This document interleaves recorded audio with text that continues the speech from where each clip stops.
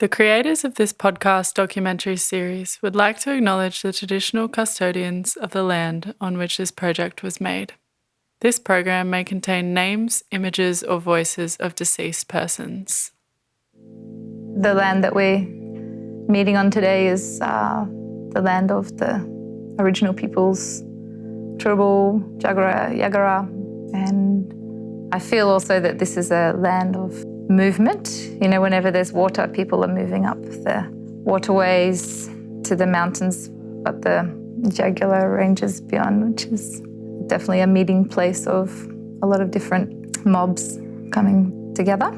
So in that spirit of coming together and sitting here now and sharing stories and food and tea, we can take a moment and just feel ourselves rooted into the earth here, listening and feeling the layers of stories, full respect to the original peoples that walked over this land and up these river systems and fished from the creeks, made their homes along these beautiful creeks, raised their kids and looked after the country, were nurtured by this country and are still nurtured by this country, and in return they nurture the country. You know, they look after their mother.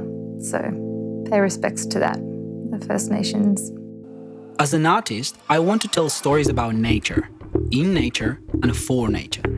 But I have realized that being behind the camera isn't enough. I want to get my hands dirty. That's how this podcast documentary series came to life. We're not only learning from our mentors. Together, we're also committing to an action that gives back to Earth. Or how I like to say, a la pacha. My name is Mauri, and this is Environment Art Stories.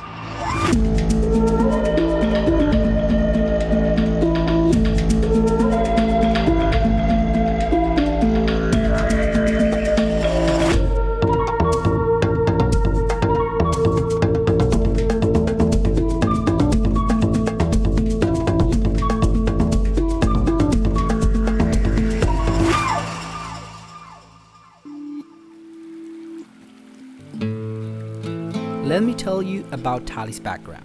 On her dad's side, Tali's ancestry goes all the way back to the United Kingdom. Her mom's parents from Poland and Hungary fled their homes during the Second World War.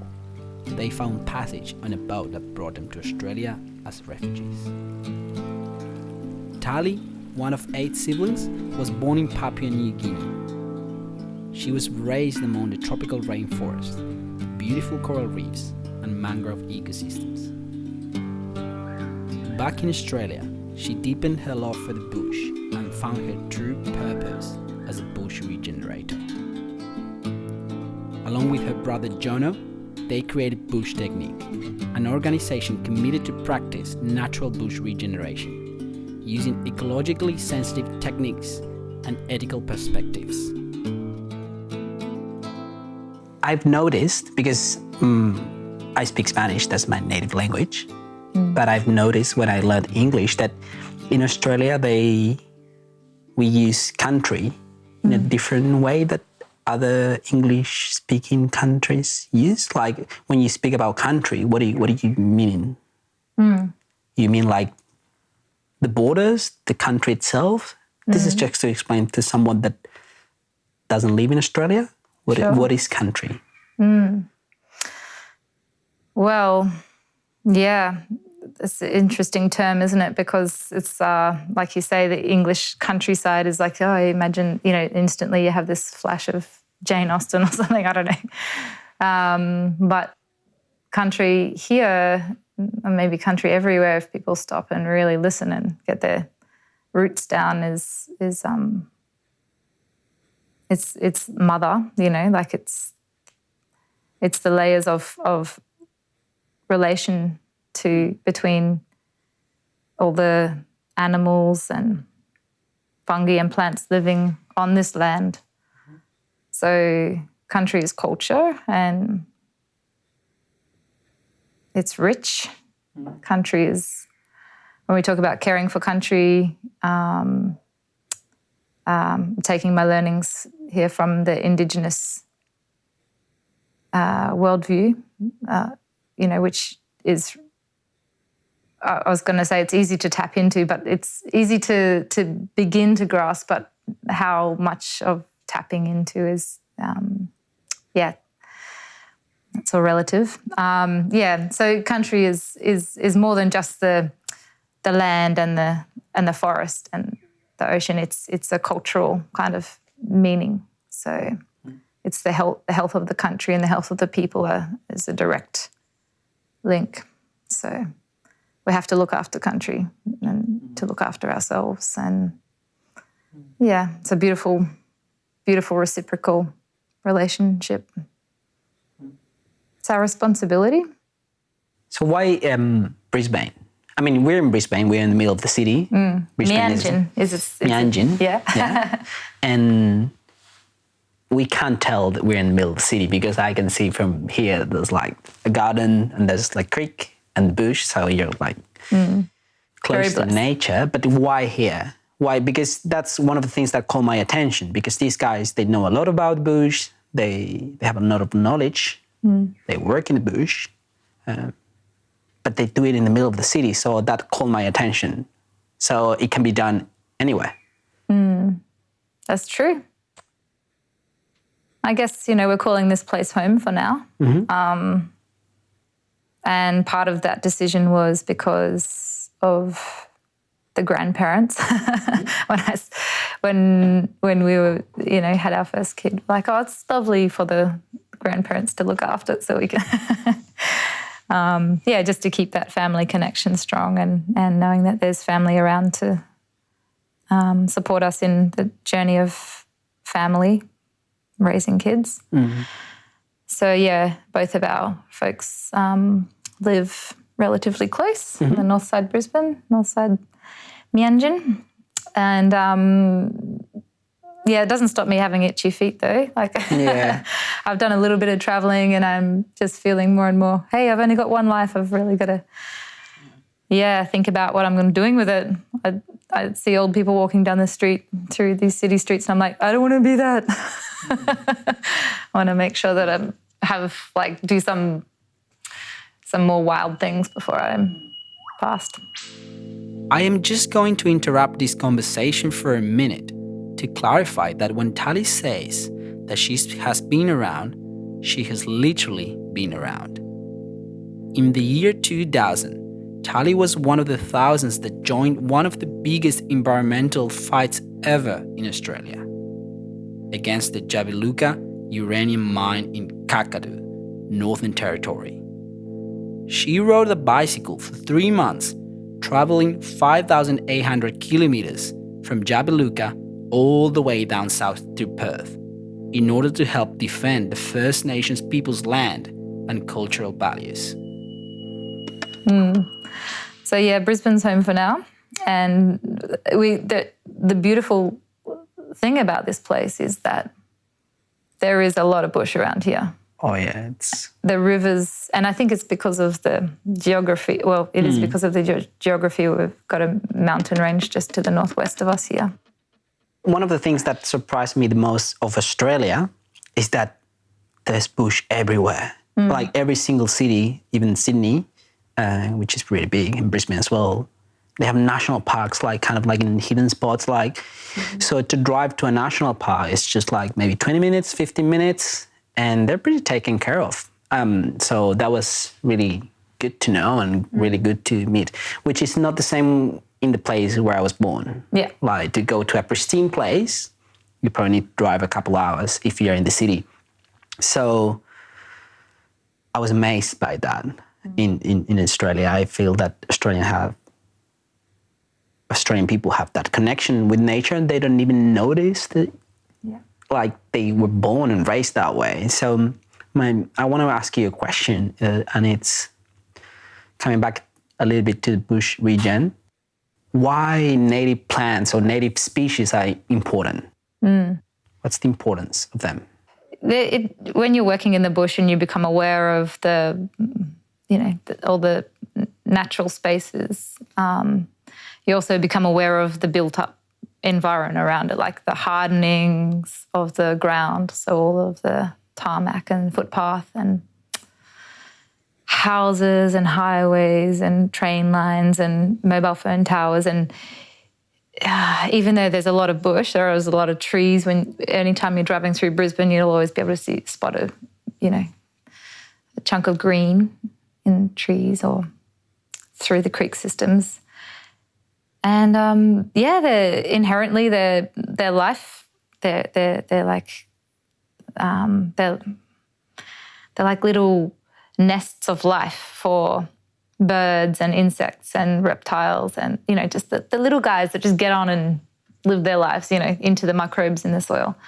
So, but there's a pressure there from all sides in any city environment, pollution through the air, through the water, the plastic and the other sort of hard rubbish stuff that comes flowing through in flood times and otherwise, wind days.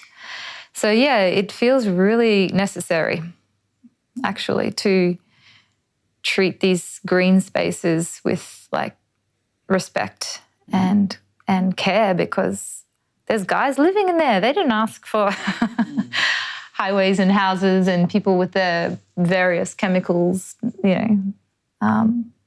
to be near them. So I think it's like that taking notice, when you do bush regen, you start to really observe, you come into more of a close focus with the natural world.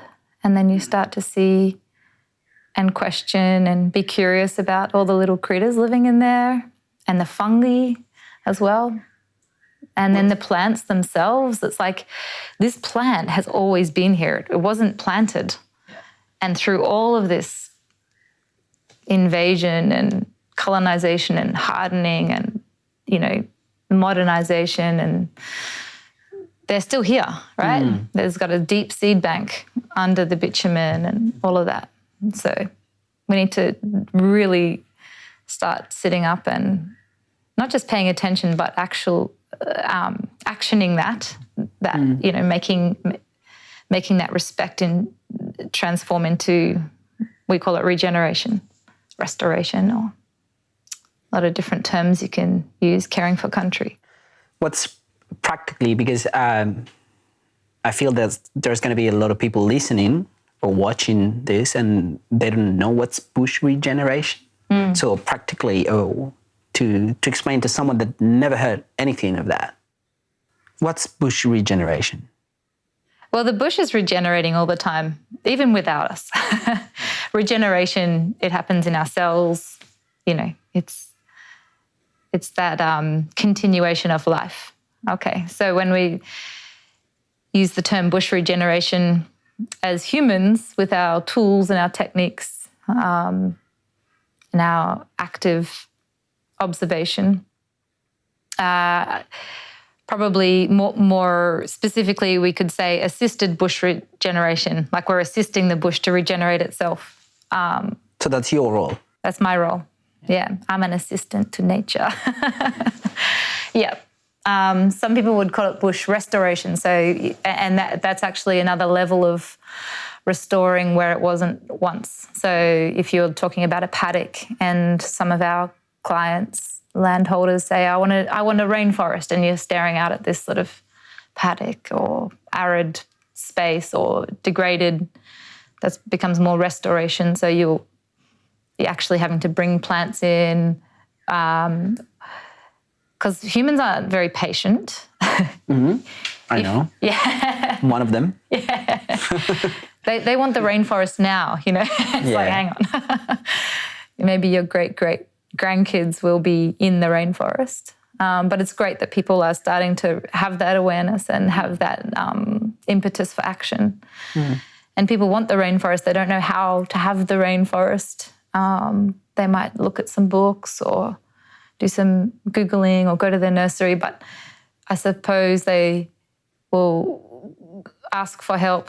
They will give us a call because having spent decades in the bush and over a decade actively regenerating the bush, we've come to understand a lot about plant communities, and it's pretty powerful, actually, learning your local. I don't mean powerful in an ego way, but it really gives you a agency to act, because, you know, when you look out at the wattle, you go, okay, you understand inherently what that acacia, that wattle, is doing there, you know, and who habits on the wattle, like the different bees and the butterflies and the birds that will come, because you've seen the galahs coming in. They're the pink and grey birds. They're pretty noisy. They'll come in and they'll have a quiet feed of this particular wattle. And you know that the ants are actually wattle farmers. So you see the ants crawling up the trunk and they eat the seeds. They carry the seeds, which have this like juicy flesh around the outside of them.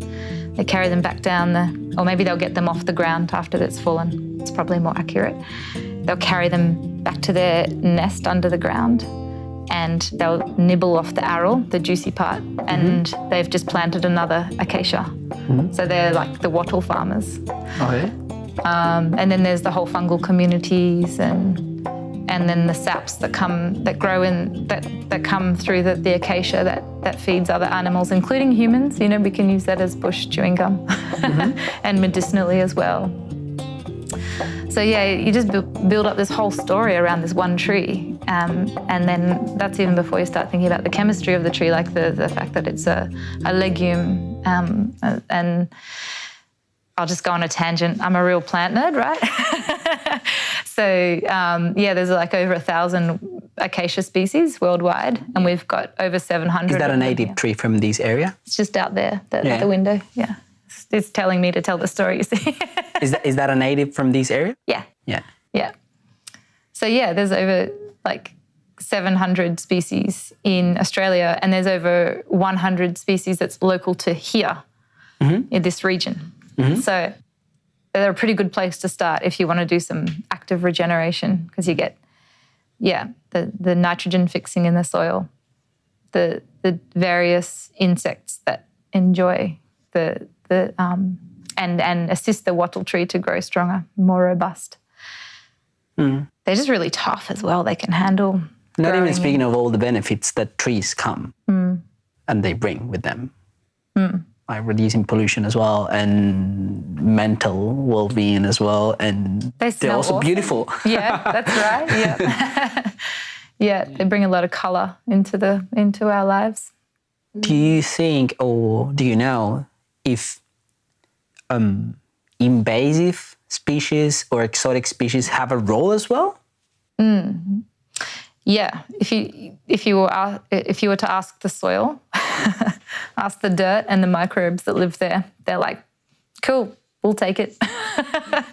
You know, if you've got like roots, rhizomes, fungal networking going on underground, the more it seems, the better. You know, because just on that note, though, it's good to note that when we talk about mycelium and the like, that there are invasive species of mycelium from overseas that are actually detrimental to the soil. So, you know, everything's a balance, and it's all about us learning through observation and learning from each other through, you know, resources, conversation about, just learning the story so that we can keep the soil rich.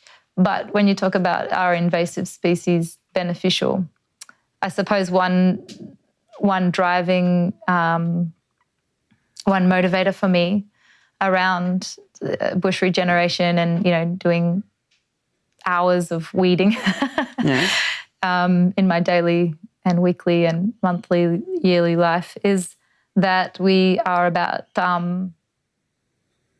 observing, understanding and respecting the plants that have evolved with this particular soil, this particular region. And before we were talking about the pressures of the compounding by humans, and Yeah, so humans will bring the weed seed, and these weedy species, they will come to this country, and the soil's different. It's like exciting, and they can proliferate here, and they haven't sort of built up that relationship with the soil, the same as the native species have. I always call them local species. So there's this reciprocity, which is like chemical, and also the relationship with the local fauna hasn't been built up over evolution, you know? So we just want to assist the local species, the local plant species, to breathe a little, because a lot of the weedy species that come in can be quite dominant. And, you know, they can form dense thickets and monocultural forest, or if it's a vine, it can just go like smother all these kind of more chill local species that are like, yeah, this is our place, you know. They're a bit more relaxed about being at home. So the smothering effect happens. And then with that, you tend to lose the local biodiversity as far as butterflies and birds and other animals being able to habit in there. I mean, animals are much quicker to adapt, I have to say. You know, the smaller the animal, the easier it seems that they adapt to change, okay? So a lot of let's take the little Zizula hylax. That's a little tiny pencil blue butterfly. Its local species is Karamat or Hygrophila, but now you'll find it in big thickets of Discarista, which is like it's only been in this region for 2 decades, and it's spreading really profusely. Like it's sort of taking over. It's a ground cover, it's a herb, and so it can come up to this high, but people mow it. So it loves the lawns and the parks. And so this little butterfly now calls the Discarista home. And so it's always about when we are tipping the balance back towards more local biodiversity, we need to consider that.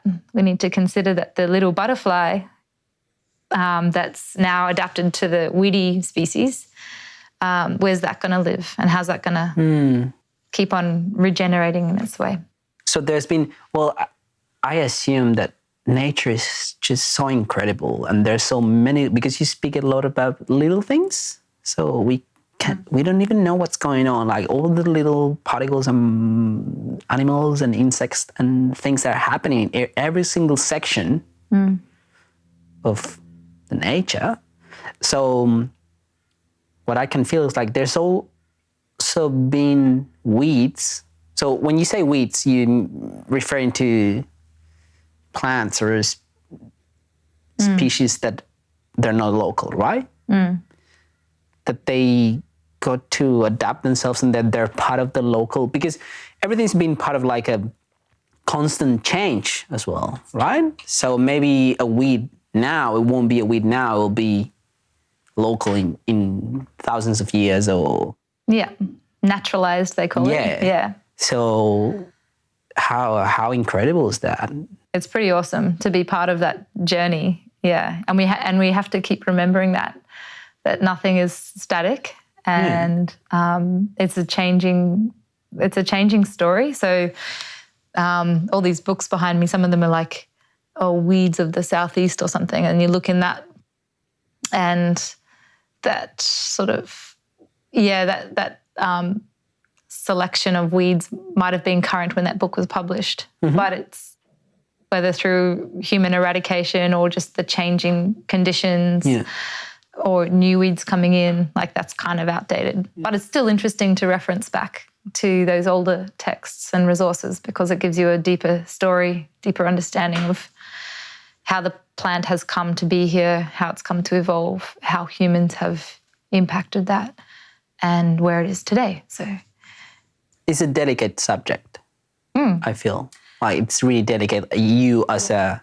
bush assistant, right? It's not that you can come in and disrupt everything, right? That's right. And I feel like a big part of our journey is storytelling and enlightening our clients or people that want to learn and listen to the fact that it's, weeds are not the enemy.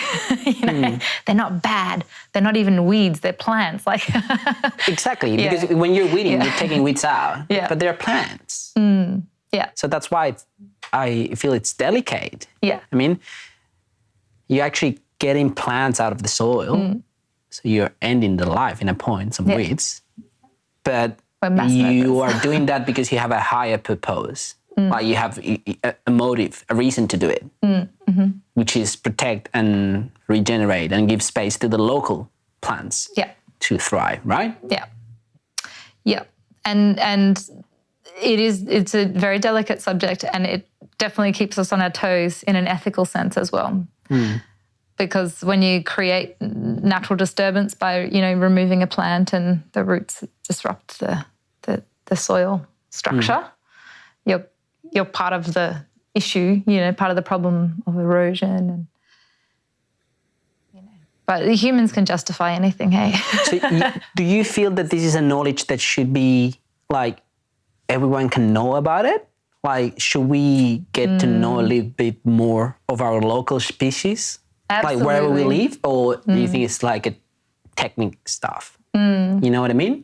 Bit of both. Yeah, I really feel like primarily, inherently, learning your local is key to caring for country. So if you just have a, 2 metre by 2 metre square in your front garden, just start observing it. Start watching what animals come and visit. Start looking at the soil. Start looking at the tiny little plants that are growing in the cracks of the pavement. And you'll find that some of them are like, have always been here, and when they're given half a chance, that they can bring more local species with their pollinators, and the pollinators can bring seed from other plants. So you can create a forest just starting with a little ground cover if you've got the time. Or if you have the patience. Yeah. Yeah, there's these 3 words that I learned about years ago. I was trying to understand a particular weedy species. So we like to remind our clients just back on that thing about weeds are bad, weeds are weeds in the definition it's a subjective definition. So there's a particular one that is very persistent because it has tubers, and the tubers grow on the stem.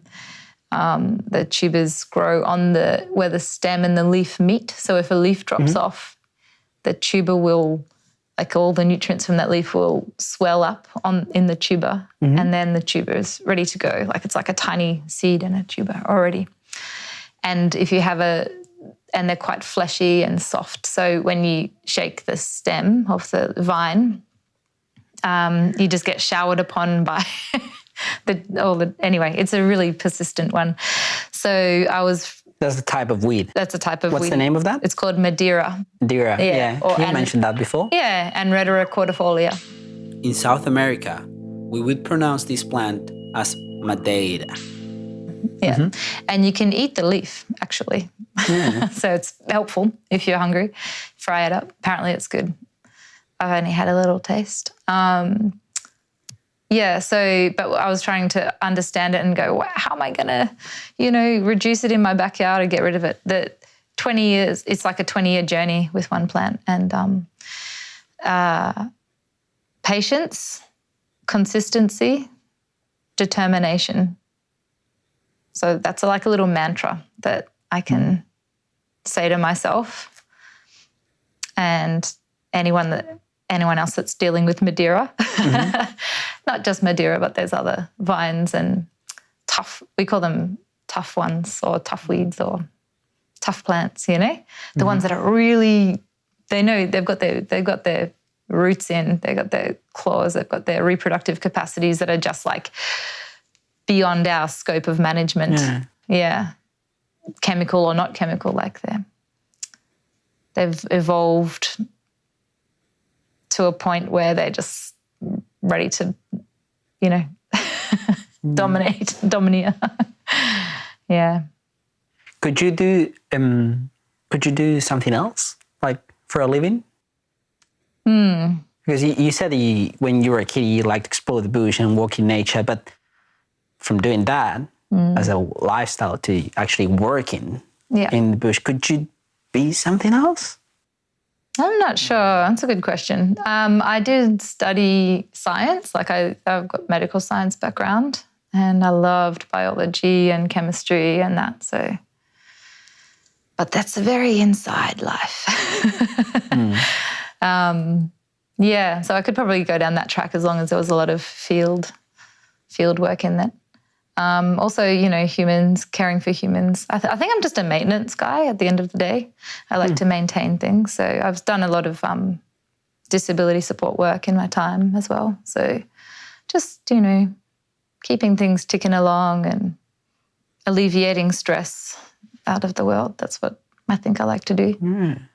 In an alternate reality, I have a fantasy about being a librarian, just surrounding myself with books and knowledge. You have a good start here. Yeah. Yeah, I like to rearrange them. It's I like the quiet of libraries and just that sort of, you're like in this home of all these stories and layers of history and things like that. But outside, you're also in a home of stories and layers of history and research and people's inputs and animals' inputs. And so that's more dynamic, that's more three-dimensional and four-dimensional. That's good to know. Yeah. So to tell a bit more about Tali and what she's doing. So Tali created Bush Technique, which is an organization that works regenerating the bush with your brother, Jono, and also Jono's partner, Anna. So we'll leave the links and all the information for the people who wants to know more about the organization and get engaged or see what you're doing, what's your work, on the description of the video or the podcast. For sure. Yeah, I'd recommend checking out our Insta page more than Facebook. We're not good at Facebook. We'll leave all those links there, don't worry. But yeah. It's it's a bit of a project that we started really in... How long ago? Around 7 years ago officially. Yeah. So we both started as subcontractors for council, and so we learned the ropes of regen throughout the river systems of Brisbane. There are so many rivers and creeks through here. It's just so beautiful, it really is. And so local to anyone. That's why it's so cool. Anyone can do bush regen, honestly. Like, it's just walk down to your end of your street or into your local waterway. Just go to your local park, and there's stuff to learn. And there's like all these bush care groups around Brisbane as well. So we kind of had mentors that worked alongside us, but pretty quickly on in that little company that we were working for, we were left to our own devices. It's like, can you just weed for the next 8 hours or whatever it was? And so we had a lot of time to explore and observe, and I'd use the word play, but no, it really is. Nature play. It's part of, like, you're engaged, you're alive, your senses are all awake. Your senses are really awake. Well, we've been doing. I came a couple of days before to see what you guys were doing and been practicing a little bit. And you actually need to be like, your senses needs to be awake. Like plant ID is way more difficult than I thought. Really? It's like, they all look like, if you don't pay attention, they kind of look the same, the ones that you need to get rid of and the ones that you need to protect. Yeah. And that's it. It was really you gotta difficult. look for the wavy leaf and the leaves that are a little bit more shiny. Yeah. Or maybe they're a bit more gritty, like you have to feel them with your skin. Yeah. Or smell them, like crush smell. Like, you actually have to. For some of them, they're so similar. It's a conscious activity as well. You're in the bush, you're just paying it. If you pay attention enough, if you're observing, as you said, it's like there's so many things going on. Yeah. So many things, animals and birds and the water, and it's just incredible. I love it. Yeah. Yeah, it's a lot of fun. Yeah. So we just were working through the different waterways in Brisbane. We were lucky to have, you know, the different ecological communities to gain experience with. And then every time we were asked to use chemicals, herbicide, it's just like a little bottle of poison, you know, no harm. Got some pink dye in it, and you just put it on this little plant, you know, cut and paint. So you guys don't do that? Well, back in the day when we were learning, we were asked to do it. And it didn't take very long at all for us to go, like, we'd be like, oh, it just didn't feel right, you know? Inherently, it was just like, why are we bringing poison into this nature, like into this natural bush where there's all these tiny little animals and birds coming in to eat them? And it would just confound us every time. So we just stopped using it. Like our boss would say, oh yeah, you know, do glyphosate, this hillside of Ochna. And then we would just go, what if we don't? So that's important, because that's I think that's really important to mention, that all your work is chem-free. So you don't use any chemical. You just use your hands and your knowledge. Yeah. Yeah. Like an animal. Perspective. Yeah. Like you act like an animal. You disturb the nature a little bit, but not in a human way. That's it. We keep the chemical companies out of the bush. That's good. And that was the whole impetus for starting Bush Technique. So we rapped about it in the bush for ages, like, what are we going to call ourselves? And so we've got a whole little history of, you know, beatboxing and rapping in the undergrowth. And then finally we come across Bush Technique and we're like, okay, because the other part of the other part of the puzzle is that all these people walking past on their footpaths and you know, going to the edge of the footpath and saying to us, you guys are doing a great job. Have you seen any snakes? And, you know, kind of like peering off into the bush like they were other from nature. Mm-hmm.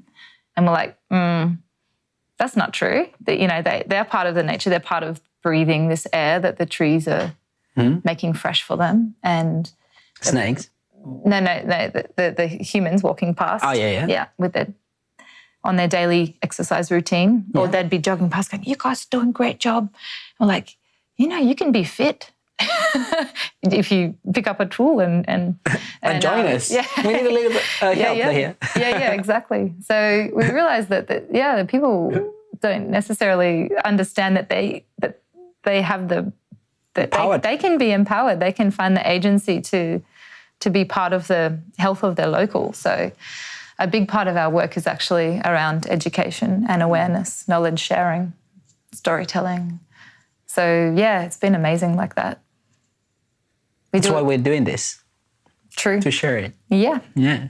Big, broad audience out there. The other thing that I've noticed that is really cool, that you don't get all that material that you get out, all that organic material, you don't take it. You find a way to leave it there as well, right? Mm-hmm. So how do you do that, like briefly? Sure. We basically create compost heaps in the bush. So first up, we would rather not collect at all. Like we pull it out and we put it back on the soil because the soil needs to cover. Mm-hmm. It needs that stability. The weedy species that was growing there has pulled all that nutrient out of the soil to become the plant. So just by pulling it out and dropping it, chop and drop, they call it in culture. We call it pull and drop because we want to get it out by the roots. But you don't do it with machete. Yeah. Yeah, we have some different tools. It's pretty cool. But sometimes we will chop because the roots are, the particular spot is too prone to erosion, or we just want to get it quick because it's coming into flower or coming into seed. We want the flower so that the pollinators can do their thing, but then before it matures seed, then you can just chop it. So, so we like to leave it right where we found it, ideally, to create that mulch layer, feed it back into the system. And if the particular species is we know more about how much it reproduces or whatever, we might collect it up. Same the Madeira, we'll collect up the nodules and then we'll put them in one place. Same with the Discaristy, when it's in seed, we'll put it all in one place. So create little compost heaps around in the bush. Mm-hmm. And then to accelerate that composting process further, sometimes we'll use plastic or we can use other things. We're innovating with Hessian and, reused stuff because the idea of plastic in the bush is also like very weird. But yeah, effectively we're just keeping the nutrient in that place. So feeding back the soil means like you give that organic material is going to decompose in a compost and give all those nutrients to the ground again and regenerate. That's it. And feed all the microbial life. Like we've got to look after the soil, like all of the life in that soil, all the fungal mycelial networks. There's an amazing mycologist who's local, Dr. Frances Gard, and her mantra is let logs lie. That we've got this big thing about mulch. We've got to chop a tree down and then mulch it up and, make it all like high kind of interference. But there's all these networks going on that we're completely unaware of or, we have a minimal awareness of. And when you mulch up a tree with a chipper, like you're destroying all these fungal networks that are inherent to the health of that particular bush. So the messier, the better, and that's a really big thing for people to get their head around. Mm-hmm. Messy, the way that... Organic material is good to put it back in the ground. Yeah. Don't put it in the bag and put it in the bin. Yeah. It's way better to feed it back, to find a way to feed it back. That's right. Yeah. And just like leave things dangling and things like that, because it keeps the humans out and dogs and cats that might predate on the little creatures. But also, there's lots of creatures that like to have a entanglement. Mm-hmm. Yeah. So it just comes about from observance, long-term observation, and having these little aha moments when you're working in the bush and, oh my gosh, you see a nest in this sort of tangle of, tall grasses, and you're like, okay, I've got to remember that. But so we're getting to the end of the interview, but I would like to propose you to do a little action. So the idea of this podcast is not only, as a filmmaker, I always felt like, well, we make the films about nature, but what do we do? Like, do we get our hands dirty? So we talked about doing something today. So we've been working the last few days, but it'll be good also to... So what are we going to do today? Are we going to get our hands dirty? Are we going to learn a little bit of bush regen? Can you tell us what we're going to do? Talk is cheap. Let's get some action. Yeah, that's right. Yeah, the section is going to be called A la Pacha. Pacha, means earth. So it's back to earth. So beautiful. We not only going to tell stories about nature, but we're also going to get engaged in an activity where we can give back to earth as well. So tell us a bit of what we're going to do in a couple of minutes.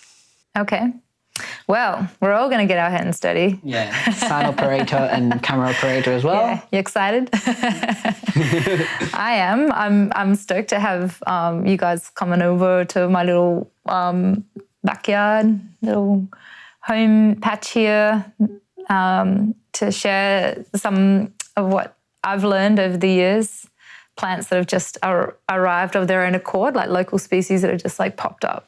And then, of course, the weedy species that come downstream, and we'll learn a bit about them. So we'll do some observation. We'll do a little bit of weeding out of the plants that are more domineering.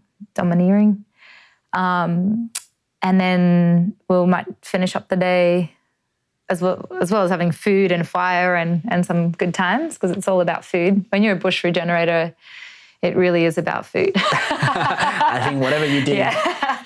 But it's fun to think about the bush as a bit of like There's heaps of a pantry or food in something. the Supermarket. bush in Australia. Yeah, That's it. bush foods. Yeah. So we'll be looking for some of them, and then we'll be planting up some more, because living on a creek in this part of the world, we were we were part of the flood that happened, right? We had I don't know how many meters, but it was high. I can show you. Yeah, to put it in context, it's just been a period of time in Australia where it's been raining. And back in March 2022, huge waters came through this country, and I lost the creek lost 3 or 4 meters of bank, so probably about 5 to 8 years worth of bush regen, for me. I was like, what? Big change. So we're recovering from that. 3 months on, we're still pruning trees and propping trees. But you've also been working, because all your neighbours, there's a creekside here, so you've been planting trees along the years, because you mentioned something about that? Yep. So just even in my own local neighbourhood, chatting to my neighbours, and we all love this where we live. So, we've been doing some planting days. There's a pair of black cockatoos that nest over the creek every year. They come down the creek system and nest in this beautiful old eucalypt over there. And so we were planting up some casuarinas, which is their food. So I can show you a big old tree that I planted for them about 8 or 9 years ago. And then we planted some fresh ones just 2 weekends ago. And and that's really cool to think that their babies will come and get a feed from our efforts in the years to come. Yeah, they're a really beautiful bird. So and I'm really excited to show you guys the creek that we live on and give back. So we have a gift from a river system just over the range. When you look over off the back veranda, you can see the Yilgarra range, and beyond that is Yilgarra Creek, and that flows out to Maiwar, Brisbane River. And when we were working there on Friday, you were there. See this little, it's actually a big seed. It's just so funky. It's I'll better describe it for your listeners. It's like a single seed, probably the size of a avocado pip or a golf ball or something like that. It's got brown and a brown shell, but it's quite lime green underneath, soft lime green. And it's encased in a seed pod that's all velvet, but also corduroy as well. And it's got the cutest little curl on the end of the seed pod. And we found the mother vine that it came from. It's Caleria megasperma, so big seed, literally, or native wisteria. So it'll have a beautiful flower. Are we going to plant this today? Yeah, we're going to plant that today. Oh, I love that. That's our action. Yep. Thank you so much for this opportunity. Thank you. It's okay. Thank you. Yeah, thank you. I hope that, I hope our word flies far and deep for people to realise that they're part of this great change, and part of that is bush regen. Observing. And then getting hands dirty. Environment Art Stories is a Yo Soy del Mundo production, written, produced, and directed by me, Mauri Badra. The sound is edited and mixed by Yves Bongiovanni. The main music is created by Hamza Mas. Graphic design is by Mari Arnold, who you can also hear at the beginning of the episode. Nerin Gale recorded the sound for this episode. Alfred Beals was on camera. Tali's brother Jono and his friend Luca from Yokomoto shared their music as well for the episode. Special thanks to Blake, Anna Rose, Indra, Gecko, and the whole Bush Technique team. To check out the action videos, jump on our website, ysdm.au. Please keep in mind that this podcast documentary series is an independent project with no private or public grants or funding. Your support counts, so please follow the podcast on your chosen listening platform and visit ysdm.au to subscribe or donate. Donations are much appreciated as the funds collected are used to produce future episodes. With your help, we can tell more stories.